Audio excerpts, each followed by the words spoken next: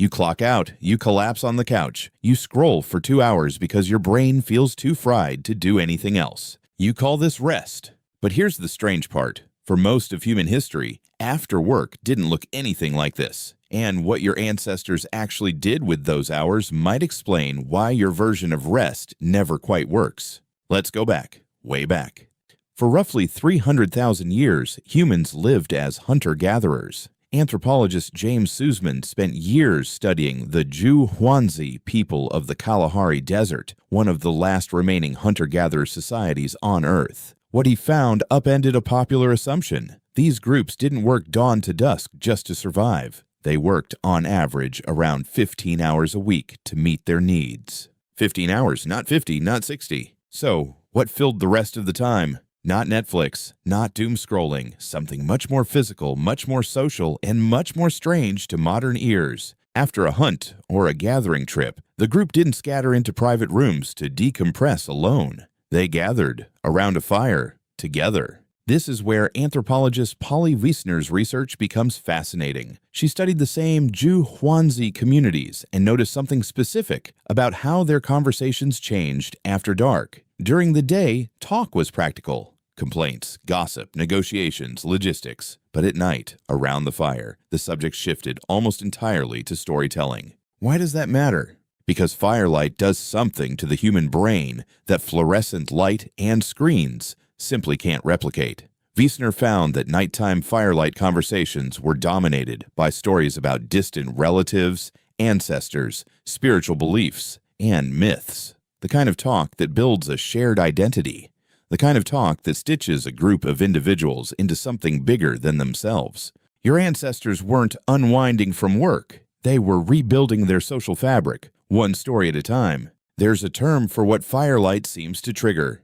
Some researchers call it a relaxation response, a shift in the nervous system that happens specifically in dim, flickering light. Bright light keeps your brain alert, scanning, ready to act. Firelight does the opposite. It slows the heart rate. It lowers the guard. It invites people to talk about things that matter instead of things that are merely urgent. Now think about your evening. You go from a bright office to a bright commute, to a bright kitchen, to a bright phone screen. Every part of your after work is engineered for alertness, not for the kind of neurological wind-down a fire naturally provided. No wonder rest feels incomplete. You're doing it under the wrong kind of light, surrounded by the wrong kind of stimulation.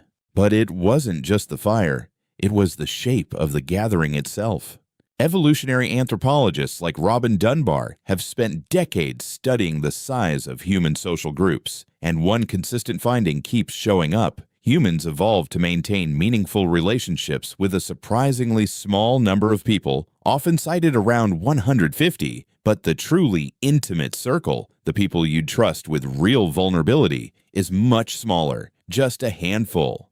Ancient after-work time was almost always spent inside that intimate circle, small groups, known faces, predictable social rhythms. Compare that to your evening scroll, hundreds of faces, strangers' opinions, algorithmically selected outrage. Your brain, wired for a campfire of a dozen familiar people, is instead being fed an audience of thousands it will never actually know.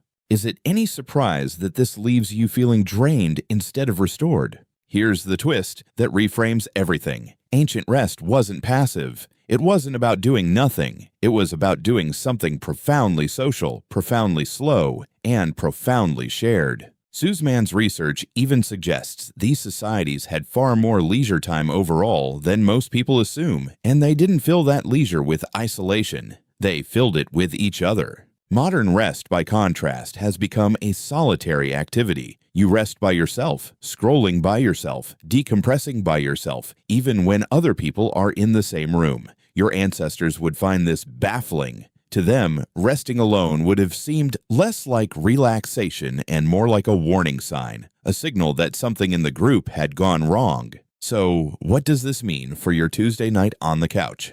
It doesn't mean you need to build a campfire in your backyard, although you're welcome to try. It means the exhaustion you feel isn't really about too much work. It's about the wrong kind of recovery. Passive, isolated, brightly lit, Endlessly scrollable recovery that never quite triggers the response your nervous system is actually looking for. Try this instead. Dim the lights tonight. Sit with one or two people who matter to you. Tell an actual story out loud. Not a text, not a post, an actual spoken story. Notice how different it feels within minutes. That feeling isn't nostalgia. It's your biology recognizing something it hasn't felt in a long time. Tonight, when the sun goes down, you're going to flip a switch. But maybe, just once, you should turn it off instead. Let the room go dim. Let the voices get quiet enough to actually hear each other. Because the real rest your ancestors knew was never found in a bright room, alone. It was found in the dark, together,